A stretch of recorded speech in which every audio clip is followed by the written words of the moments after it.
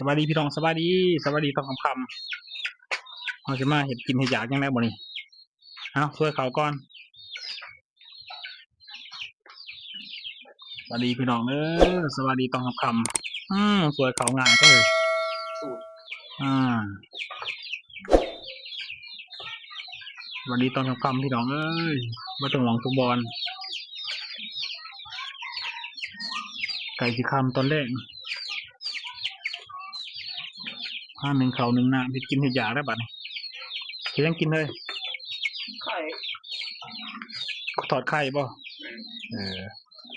ถอดไข่ตำปลาแห้งเนาะปนปลาแห้งสวัสดีพี่น้องนี่เอาแห้งได้ไหมบ่ได้ยินเด้อมาคืออะไรอีกเนาะมาหนึ่งเขา หนึ่งเก่าหนึ่งเก่าซุกเลยเออเดี๋ยวแต่นะขัวสนั่นก็ขัวสีขัวป้าแห้งพี่น้องป้าช่างแรกนี่เขิน ตะแก้ว ป้าแก้วขัวปนขัวตำปนตำแจว ขวดไฟอ่อน ไปแห้งอันเด้อ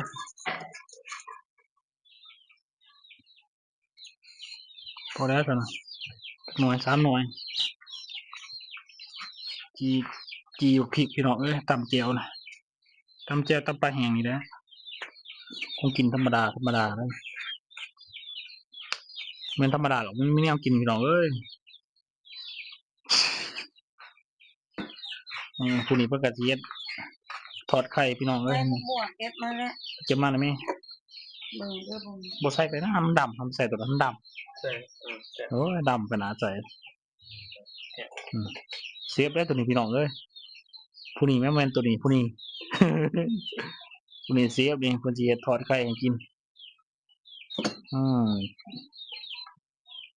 คือบ่ใส่ผักหอมผักแฮมนี่อืมได้แล้วบ่เก็บผักหอมพี่น้องตอนค่ำๆนี่ตอนค่ำๆมันมืดเก็บผักหอมอยู่สวนตอนนี้สิตำปนปลาแห้งพี่น้องอืมอ่าตำปลาแห้งพี่น้องตำเห็นได้บอกผม ต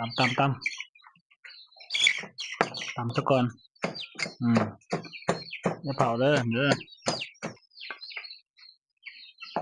มาถอดไข่บัดนี้ไข่กระบองมองเหมือนพี่น้องมอ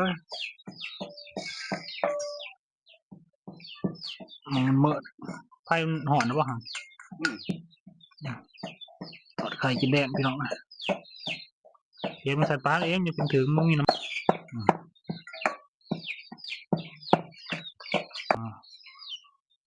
ใส่ผักบัวพี่น้องใบผักบัวไปได้อาหารแดงของคำนะ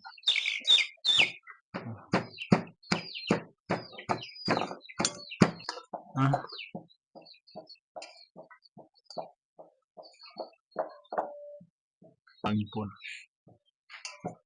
แตะอะไรจะพี่นะ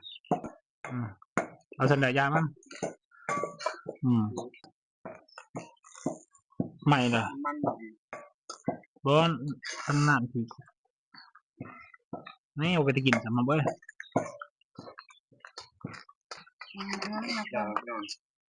อ๋อสำเร็จแล้วพี่น้องมันจะแสบด้วยนี่สุกแล้วพี่น้องทอดไข่ใหม่ทอดไข่ใหม่พี่น้องกินไปใส่ได้ไหมเจ้าหอมจัด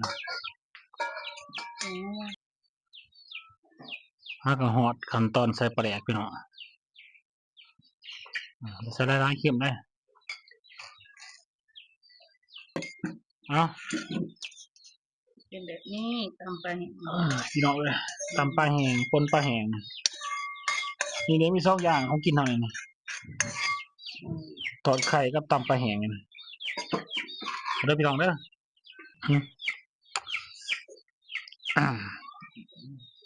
ไปเลยแซ่บบ่ จ้างนี่พี่น้องตำปลาแห้งอืม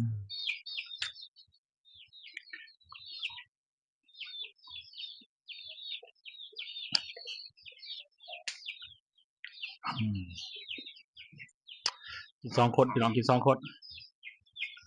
มีใครกินน้ำทอดไข่ตัวนี้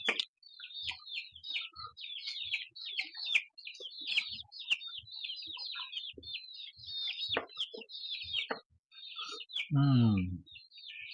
ไม่เลย แซ่บๆ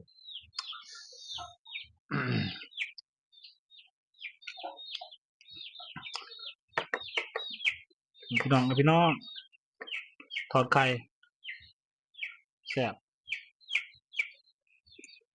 อืมตัวนี้ป่น แบบบุคคลทาง ป่นตัวนี้ทุบไปหลายอืมอืม